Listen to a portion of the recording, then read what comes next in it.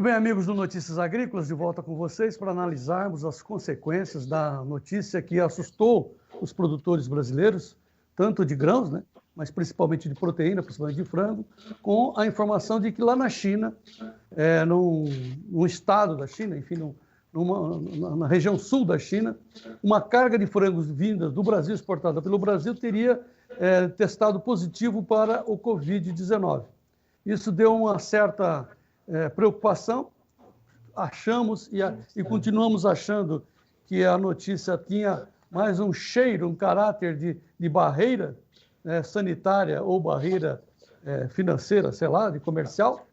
Isso tudo nos assustou, mas hoje, nessa entrevista que nós vamos fazer com o maior prazer, com maior honra, com o Dr. Osler de Zuzart, um dos nomes mais respeitados na área da proteína animal, a gente vai já entender que essa notícia já está caindo em desuso, né? Ela já está sendo enfraquecida, uma vez que as últimas informações dão conta que esse caso está sendo minimizado, pois todos os demais lotes, e o Dr. Osler vai dar mais informações dessa carne exportada pelo Brasil, deram negativo, como também as pessoas que manusearam essa carga também fizeram testes e deram negativo. Esse é o primeiro assunto que serve de tranquilidade para o mercado brasileiro, para os produtores brasileiros, mas nós queremos aproveitar essa conversa preciosa com o Dr. Osler para também trazer uma reflexão a todos os brasileiros sobre a importância de nós termos uma posição firme no cenário mundial em respeito à nossa posição de produtores. Então, inicialmente, os nossos cumprimentos ao Dr. Osler de Zuzart. Seja bem-vindo, Osler. Muito obrigado, João Batista. Um prazer estar contigo. Tá, muito bem. Só para adiantar, o conhecimento do Dr. Osler, ele é formado pela Universidade de Barcelona, ele teve um período da vida dele lá no Itamaraty, foi diretor da Sadia, foi diretor da Perdigão, é um homem muito respeitado, um consultor extremamente respeitado no nosso meio da produção de carnes, né, de proteína animal. Doutor Osler, então, portanto, como é que o senhor viu essa notícia vinda da China? O senhor já colocou uma observação sua aqui no Notícias Agrícolas, o senhor destacou muitas dúvidas sobre aquela notícia e hoje nós estamos mais tranquilos em relação aos fatos. É isso, Osler? João Batista, a primeira reação foi de sincero espanto, porque você tem num processo desse, desde a saída do frigorífico até a chegada ao destino, você tem uma medida muito grande de intervenção através de todo o processo logístico, de expedição, de transporte, de recepção e de distribuição. Então, as potencialidades são muito grandes, mas, ao mesmo tempo, haviam evidências científicas que demonstravam que o risco de permanência do vírus na superfície era bem minimizado, quer dizer, ele ficava em superfície, mas morria com muita facilidade, e havia uma série de outras coisas que a gente ainda não entendia, mas como é um vírus novo, será que ela vai apresentar uma surpresa, né, aí a mais?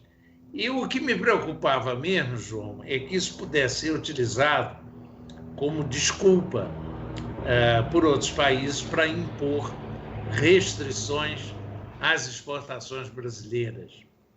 Não é o caso da China, na minha opinião, João Batista. A China precisa adotar o modelo que ela está adotando de ter uma parcela considerável do seu consumo atendida pelo mercado internacional. Eu prestei serviços na China no ano 2010. Eu fui 6 vezes à China naquele ano, porque eu, em fevereiro, abri a boca numa conferência em Düsseldorf e disse que a China não tinha condições de prosseguir com a política de autoabastecimento no que significava carnes, a maioria das carnes. E, na época, eu disse, não tem condições de fazê-lo,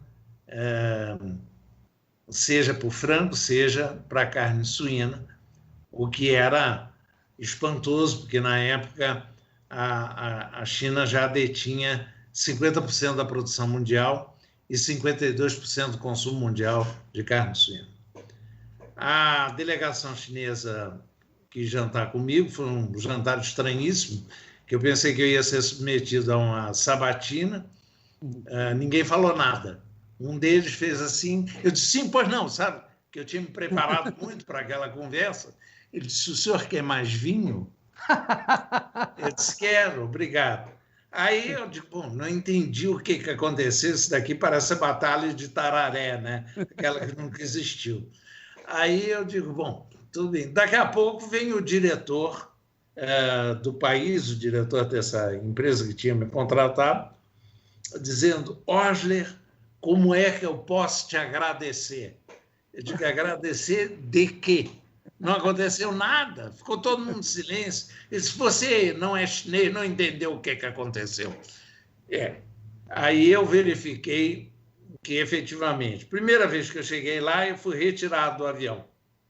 E houve um discurso de boas-vindas, assim, dentro do avião, e todo mundo querendo desembarcar, né? Eu disse, bom, vamos prosseguir, etc. e tal. Passamos rapidamente pelo controle de passaporte. Quando eu disse, eu tenho que recuperar a mala, o senhor não se preocupe, nós estamos nos ocupando disso. Eu digo, eu estou trabalhando para o governo. Diga o que quiser, eu estou trabalhando aqui para o governo. Mas não era a informação que eu tinha e que continuei tendo. Então, eu expus os motivos pelo qual eu tinha dito aquilo, num jantar dessas mesas redondas, em que tinham 14 pratos. 14 pratos significava que na mesa tinha alguém muito, muito importante.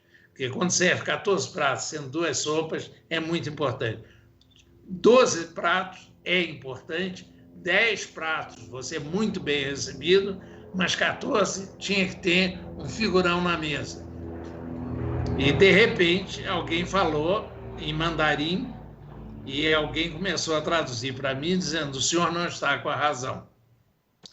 E aí ele utilizou a expressão, em inglês, chairman. Quando ele usou chairman, eu digo, agora já entendi os 14 pratos. Tem um chairman na mesa, quer dizer, um chefão dos chefões. O senhor não tem razão, o senhor está errado. Eu disse, perfeito. Aliás, peço até minhas desculpas ao chairman e que ele entenda isso como um cenário para planejamento, mas um cenário efetivamente de o pior cenário possível, porque, sem dúvida, Sua Excelência dispõe de elementos informativos muito melhores que os meus e eu meramente uso fontes internacionais, então peço até as minhas desculpas ao chairman, não vou dizer o nome dele, porque senão o pessoal localiza quem é, e tudo bem. Aí eu digo, bom, agora vou pegar o avião de volta, 30 horas de volta, e missão cumprida. Aí me telefonam no quarto me dizendo que o chairman queria tomar café da manhã comigo. O café da manhã foi no 13º andar do hotel, o 13º andar que não existe na entrada do hotel. Você tinha outra entrada e era reservado todo o andar para, eu suponho que autoridades e outras as pessoas. Tinham 3 restaurantes. No restaurante que nós tomamos café da manhã só tínhamos nós, mais ninguém. E ele fez todas as perguntas, de novo, da véspera. Aí, de repente, ele se ausentou e a pessoa que estava ao lado disse, o chairman é membro do Conselho Econômico da China. Eu digo, eu fico muito honrado. E ele, nessa condição, não pode estar de acordo com o senhor. E deixou assim. Perfeito. Aí eu fui chamado, quer dizer, isso foi princípio de maio, final de junho eu fui chamado na segunda vez lá. um grupo diferente, mesma discussão, e no final, qual foi a conclusão? O senhor está errado. Aí, em setembro, eu fui chamado uma terceira vez. Eu disse, bom, eu não me incomodo que digam que eu estou errado se eles continuarem pagando, né? Então, eu digo, pode me xingar até se quiser. Então, eu cheguei lá, eles disseram, o senhor sabe que o senhor está errado, né? Eu disse, isso nós já estabelecemos nas 2 primeiras visitas. Eu estou errado. Bom, então o que nós queríamos fazer dessa vez era um exercício meramente acadêmico. Se o senhor estiver certo, o que é que nós devíamos fazer? Sei. O que me espanta na China não é o tamanho. É a concentração do poder e a velocidade da decisão. Só para que você tenha uma ideia, esse exercício meramente acadêmico, que por uma coincidência eu tinha no meu computador, eu dizia que se, número 1, se os senhores adotarem uma política de importar até 5% do seu consumo, os senhores não prejudicam o crescimento da produção nacional chinesa e os senhores postergam a pressão que os senhores teriam sobre água por 20 anos. Em 20 anos, ciência e tecnologia vai nos trazer métodos de reaproveitamento de água, despoluição de água, muito mais econômicos que os que existem no dia de hoje. O segundo seria, talvez os senhores devessem considerar que o processo de internacionalização que os senhores estão fazendo da sua produção na África, ele não dará certo em todos os países. Tanto que no Brasil, naquele ano, saiu uma lei que um estrangeiro não pode possuir mais do que 10% da superfície de um município, não pode ter uma propriedade superior a 5.000 hectares. Então, esse tinha sido a exata lei.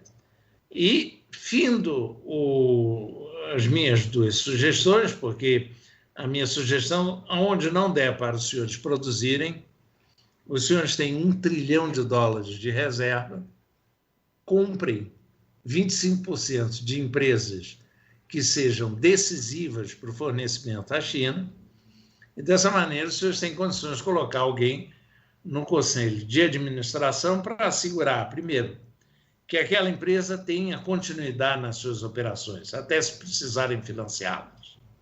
E, número 2, garantir que amanhã ou depois não surja alguém dizendo o seguinte, olha, fiz aqui umas contas e se a gente exportar para a Antártida, é muito mais negócio que exportar para a China. Aí o representante de lá diz 25% do capital não vai deixar. Perfeito? Essa foi a minha sugestão. Naturalmente, depois de todas essas sugestões, eu tive aquela reação típica dos chineses que eu vou transcrever literalmente nesse momento. Silêncio total. Total. Novamente me levaram para um jantar, dessa vez uma mesa redonda maior, e aí eu descobri um hábito chinês. Eles pegam, cada pessoa não faz um brinde, pega o copo, vai até a pessoa que ele vai fazer o brinde e você tem que beber com ele, né? Você pode imaginar, eu estava em minoria, era Osler 1 contra 25. Perfeito? Mas mesmo assim, a gente aprende certas coisas durante a vida. Mas, de qualquer maneira, você percebeu o seguinte, naquele ano de 2010 que eu estou falando, o abastecimento chinês de carne importada, ele não superava 3%. De todos os produtos de material de boca. Ok? Não superava 3%. E carne era quase que um pontozinho. O último número que eu tenho da China, prévio ao tsunami chamado febre suína africana, não. Covid é o segundo tsunami. Eu digo que o Covid, comparado com o PPA, para o mundo e o mercado internacional de carnes, é mais ou menos comparar um tsunami com aquelas ondas lá de Nazaré, onde fazem as competições de ondas altas para surf.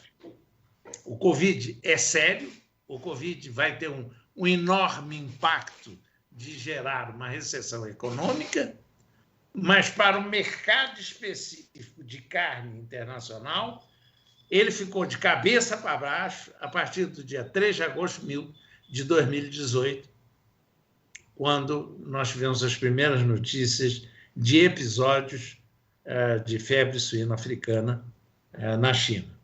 Para teres uma ideia, nós estamos falando de que, na ocasião, o rebanho chinês era de 479 milhões de cabeças suíno. E eles foram obrigados a abater. Eles falam em 20%, algumas fontes falam em 40%. De qualquer maneira, o meu número é de que os chineses foram obrigados a abater 174 milhões de cabeças. Ou seja, quando você tem uma ruptura dessa no maior consumidor de proteína animal, a primeira coisa que acontece é uma disparada de preço. O chinês prefere carne suína. Ele come 52 quilos de todas as carnes, mas aquele gosta de suína. Agora, quando a suína se tornou proibitiva, eu não vou voltar a comer arroz. Eu vou comer qualquer outra coisa. Então, passa a ter mais espaço para o frango, que vai avançar. A carne bovina, ela vai permanecer como ela estava. É uma carne bovina que é destinada àquela parcela da população que tem maiores ingressos. Perfeito? Ele vai aumentar muito. Agora, carne suína, carne de frango e, eu diria, leite lácteos, esses vão aumentar de forma muito significativa. Os chineses anunciam que até 2021 vai estar controlado. Eu tenho dois cenários. O cenário otimista seria 2025. E o cenário pessimista seria nunca. O que significa nunca? Eles vão ter que voltar a uma dieta baseada em vegetais? Não. Significa que eles serão obrigados a adotar um modelo semelhante ao Japão. O Japão, quando viu que não tinha terra, não tinha água e não tinha razão para continuar a autossuficiência em carnes, o que ele fez? Ele começou a garantir, dizendo o seguinte: se eu conseguir garantir que todo o aumento do consumo no Japão seja atendido por importação, eu fico de bom tamanho. E ali, como você tem aquelas sogochochas, que são aquelas grandes tradings, chegou num determinado momento que eles disseram: é tão vantajosa essa importação em relação aos nossos custos e o abastecimento e a distribuição, que ficamos pensando se não podemos aumentar. Aí a conclusão foi: posso aumentar desde que nós possamos assegurar as fontes de suprimento. Isso já tinha 5 anos da abertura do mercado japonês, que foi em 1984. Eu tive a honra de vender o primeiro quilo de carne de aves para o mercado japonês. Mas, olha, hoje, aquilo que começou, que era para ser 3%, passou depois para ser 10%, hoje atinge 50%. Então, esse seria o que eu chamo de modelo japonês. Você assegura as suas fontes de suprimento, comprando participações em empresas e consolidando relações. No mercado explosivo, eu até vi um comentário no Notícias Agrícolas dizendo: esse é outro golpe dos chineses que deixam a gente na mão, cancelam ordem quando a mercadoria está já viajando, coisa pelo gênero. Isso é um processo normal, João Batista, que acontece em todos os mercados que se tornam explosivos. Aparece uma porção de aventureiros, aquilo que eu chamo paraquedistas. Correto? Assim como não é só do lado da demanda que aparecem esses paraquedistas, é também do lado da oferta que aparecem paraquedistas. Sujeito que oferece mercadoria que ele não tem. Sim. E aí, depois, com o contrato na mão, sai correndo aqui para achar. Este processo, ao longo dos anos, o joio é separado do trigo. Eu me lembro de um sujeito que tinha uma importância muito grande em um determinado país do Oriente Médio, se tornou talvez um dos mais importantes negociadores de frango num país determinado do Oriente Médio. Esse tipo fazia o seguinte: criava casos que não existiam, e aí diziam, como ele era muito amigo de quem tinha fornecido, ele dizia o seguinte: eles estão pedindo $500, mas eu me recuso. Eu me mato antes de pagar esses $200. Aí o sujeito disse: vão devolver a mercadoria. O cara dizia: mas eu não posso receber 5.000 toneladas de volta. Não, você tem que me matar para eu dar os $500, que isso é vigarice. Depois de grandes negociações, ele conseguia reduzir para $200. E sabe qual era a reclamação do usuário final? Eu não vou entrar em mais detalhes, porque senão esse indivíduo será perfeitamente identificado.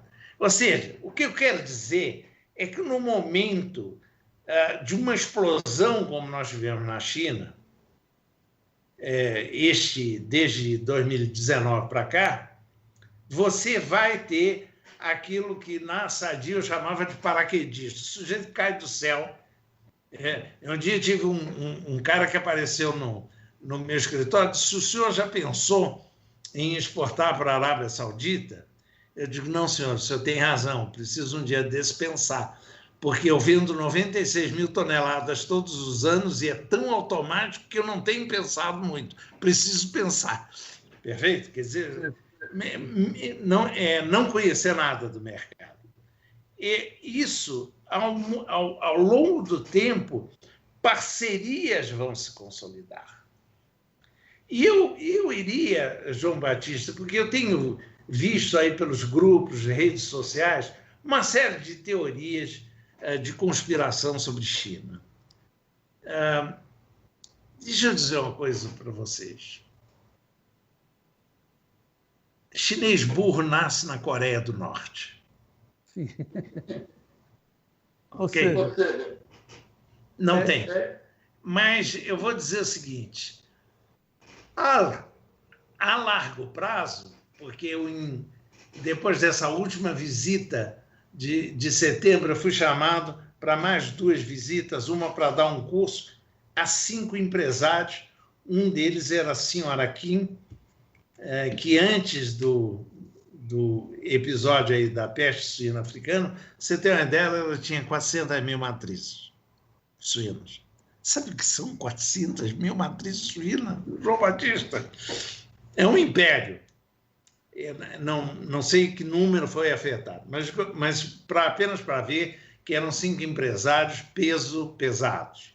E depois eu os trouxe a esses 5 empresários ao Brasil para uma visita que eu chamaria de seguinte: vocês não podem ignorar uma coisa chamada Brasil. Podem não gostar, podem dar um pontapé, podem dar um tapa, podem nunca mais voltar. O único direito que vocês não têm é de não conhecer.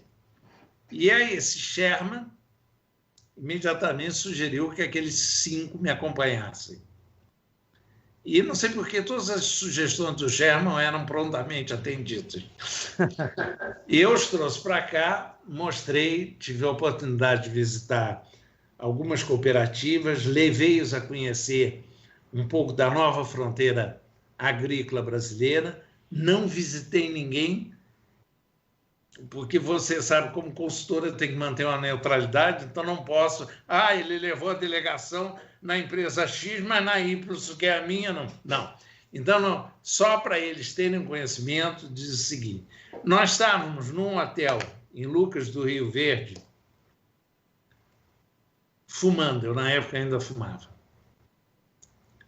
E aí, eles olhando assim, que o hotel você saía, 2 meses depois já tinha o primeiro pé de soja, né? Era coisa que assim. E eles ficaram vivamente impressionados com aquilo, porque você viajava, eu digo, vamos andar um pouco, você andava, o horizonte estava sempre plantado. Então, a China tem a exata dimensão do que ela precisa no Brasil. A China diz, ela está querendo dominar os transportes brasileiros, porque quer investir em ferrovia. Não, ela quer garantir o abastecimento dela. E ela quer ganhar dinheiro, o que é lícito. Correto? Então, eu diria para o pessoal pensar um pouco sobre essas teorias da conspiração. Eu sempre costumo dizer que qualquer país que queira dominar o outro tem que usar meios militares. E os meios militares implicam em logística. Já pensou o que é mandar um exército manter, quer dizer, de longe? Quando o pessoal da França disse que ia internacionalizar a Amazônia, alguém me perguntou a minha opinião, eu disse, o Brasil é fácil entrar, talvez seja difícil sair. Né? Então, é uma coisa seguinte. Mas o que eu queria dizer para o pessoal não esquecer uma lição que foi o emérito professor Delfim Neto, quando era ministro, que me deu um cala-boca numa discussão. Quando eu fui reclamar com ele, eu era vice-presidente da ABEF na época, e fui reclamar de alguma protecionismo que estavam sendo exercidos contra o Brasil e que o governo brasileiro não fazia nada. Ele disse, não reclama de caça, da falta de caça, dando tiro no cachorro. Então, eu vou pedir ao agronegócio inteiro brasileiro, não reclamem de falta de caça, dando tiro no cachorro. A China está mais para nosso aliado, e os números que nós estamos apresentando de recorde em tudo no momento de crise, nós devemos à China. Nós temos uma situação um pouco diferente de quando nós concentrávamos as exportações de carne suína na Rússia. Lembra disso? A Rússia absorvia 70%. Eu sempre dizia, nós não exportamos para a Rússia compra da gente. Isso eu costumava dizer. Nós não temos exportação de carne suína, nós temos venda à Rússia. No caso, seja da carne de aves, o Brasil hoje cobre 146 países. No carne suína, o Brasil vai começar a cobrir mais países, porque o Brasil não tinha acesso a 70% do mercado de importação de carne suína. Ele estava proibido. E você sabe por quê? Porque ele estava proibido? Porque ele teve, em 1978, uma suposta peste suína africana. 78. E proibido até hoje. Sabe por quê? Porque nós não temos a força internacional para derrubar isso. Você vê que algum pesquisador achou um anticorpo da BSE numa vaca leiteira e já teve país que imediatamente proibiu o Brasil por ser portador da vaca louca. Isso é o fim da picada, mas Eu tinha um presidente, uma das companhias que eu trabalhei, que dizia o seguinte: Osler, quem pode mais chora menos. Eles podem mais, eles choram menos. Nós podemos menos, nós choramos mais. Mas a gente não tem que chorar. A gente tem que saber que, no momento, a regra do jogo é essa. Nós temos que continuar construindo esse agronegócio exportador, João Batista, porque eu sou membro, ou era membro, porque ele agora foi desfeito, do World Agricultural Forum, do Conselho Consultivo, que tinha 40 membros, dos quais eu era o único brasileiro. Uma vez eu fiz a seguinte proposta de pergunta numa das reuniões desse Conselho Consultivo: como é que a gente faz a equação de abastecimento do mundo sem o Brasil? A resposta foi: não dá para abastecer o mundo sem o Brasil. E aí, em seguida, alguém contrapropôs o seguinte: e como é que a gente faz mercado internacional sem a China? Conclusão: não há mercado internacional sem a China. Então, aqui nós estamos fazendo, nesse momento, João Batista, a criação de um estado de interdependência. Nós dependemos do mercado deles, mas eles dependem do suprimento nosso. Perfeito? E as melhores situações de equilíbrio em relações são essa onde fica bom para os dois lados. Eu costumava ensinar aos meus traders na Sadia que a melhor negociação é aquela em que todo mundo sai da mesa furioso da vida, porque acha que cedeu mais do que devia. Aquela onde um sai sorrindo e o outro chorando, acredite, aquilo não vai formar uma relação. Tá certo. Isso só para botar essa dimensão, porque, gente, a China vai estar presente conosco. Eu espero estar errado, mas não creio que eu vou estar errado, de que a China migrará para fazer esse episódio transitório de importação de carne, transformá-lo num modelo, assim que ela avaliar todas as vantagens e assim que ela tiver relações de confiança sólidas com os fornecedores. Perfeito? Isso sem sombra de dúvida. Então, vamos parar de jogar pedra na China, porque, como eu dizia, maltratar cliente não é bom negócio. Entendido perfeitamente. Doutor Osler, muito obrigado pela sua disponibilidade de tempo para conosco. E nós agradecemos muito a sua participação nessa aula, né? Nesse depoimento importante que a gente precisava ouvir nesse momento difícil, onde, como o senhor próprio disse, muita gente ficou enraivecido com essas notícias dessa desconfiança de Covid na carne brasileira.